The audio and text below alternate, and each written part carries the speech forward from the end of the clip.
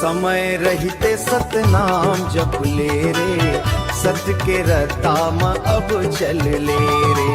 झूठ माया एक दिन छूट जाही, सत्य हावे सतनाम समझ ले रे। रात के सपना मन संत आइन, सफेद कपड़ा पहिर मुस्काइनथ। कहिनो बेटा अब घलो समय है, सतनाम जप ले यही उपाय है। मोर मन दुनियादारी में खोगे, गुरु के वचन ला मैं टार दे हूँ। देखत देखत दिन बीत गए, जीवन के डोरी टूट गए। समय रहते सतनाम जप ले रे, सत्य के रताम अब चल ले रे। झूठ माया एक दिन छूट जाही, सत्य हावे सतनाम समझ ले रे।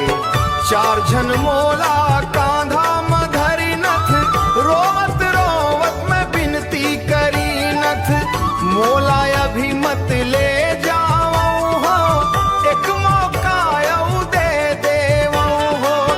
अब मैं सतनाम के जाप करूं, सत्य के रता रोज चलूं। गुरु के वचन ला मानूं मैं, झूठ के संग नहीं जाऊं मैं।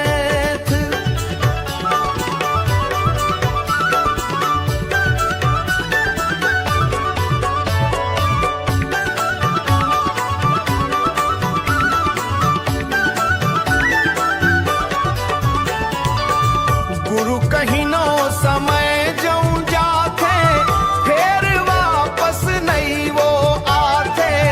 जीते जी सतनाम अपनाओ, यही जीवन का सच्चा भाव है।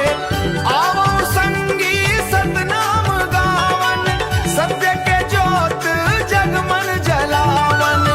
जय सतनाम के गूंज उठही, गुरु के महिमा अमर रही। सत्य हावे सतनाम, सत्य हावे सतनाम। जीते जी सतनाम जपो, यही सच्चा परिणाम।